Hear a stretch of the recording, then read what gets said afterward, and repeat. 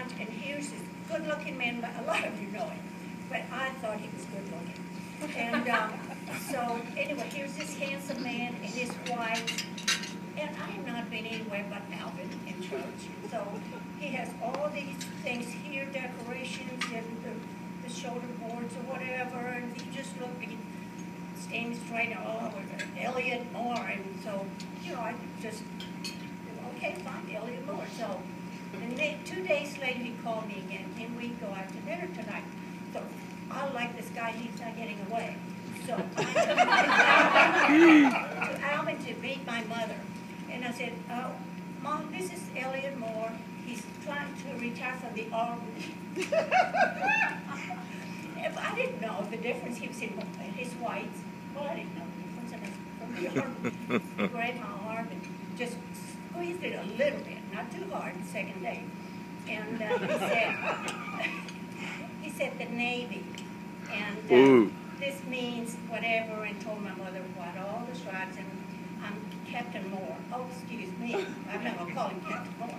And all these ribbons and those, so he had to tell them what all the decorations didn't stick. I didn't care. You know, he was not getting away. That's all I did. We married, and as soon as we married, he said, oh, right away, I started talking about marriage. He said, all right, so we married, and you know I was that aggressive, but it happened.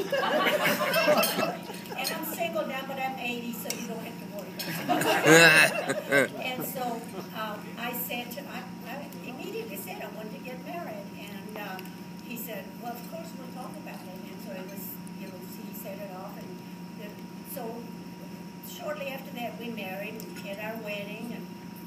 And he was living close to, by that time, close to Memorial Drive Presbyterian Church. So we married in the church, and he said to me, we're moving away from Alvin because there's more to life than Alvin. Oops. Oops. So I said, okay. So we moved, and we went to Los Angeles for a while and lived in downtown Chicago, which I was looking at 70-story buildings. I'd never seen one. And we went to New York, we went to London, we came back, and finally settled in Orlando because his parents lived in Jacksonville. So, and I'm just trying to tell you how I got here. So then we came back. He said, we'll go to Orlando, and my parents lived in Jacksonville, and I loved his parents. And so we moved to Orlando. We were there 14, 15 years. He said, you've been here long enough. Where would you like to go next and live somewhere else? Well, you know, you've heard the expression, you can take the girl out of the country, but the country. Right. Well, that was me, and I said, I want to go back to Alvin. Oh, what a shock after we had to go, what? You want to go back to Alvin? By that time, my mother was gone, and his parents were gone, and he said, no, we're not going to Alvin. And so I cried for 2 days, and he said, we'll go. So all the rest of it was fun, but it was just, you know, passing through experience.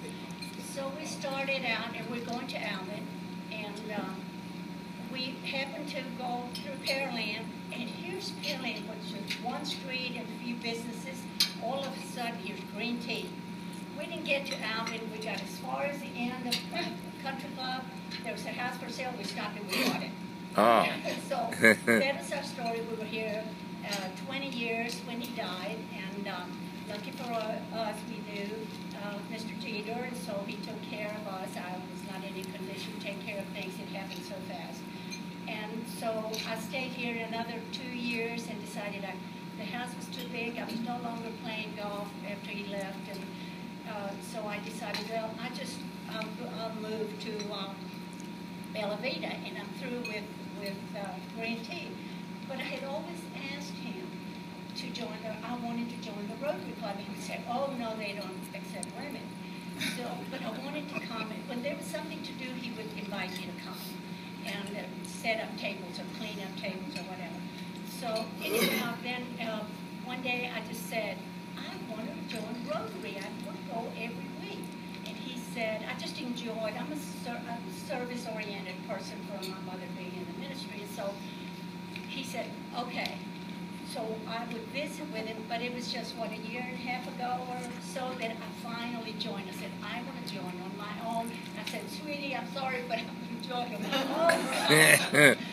And so here I am, and I'm not going to say that I contribute as much as the rest of you, but I'm doing my best, and I just want to tell you that I love everybody, I enjoy everybody, and I feel so blessed to be part of this family now. So that's my story.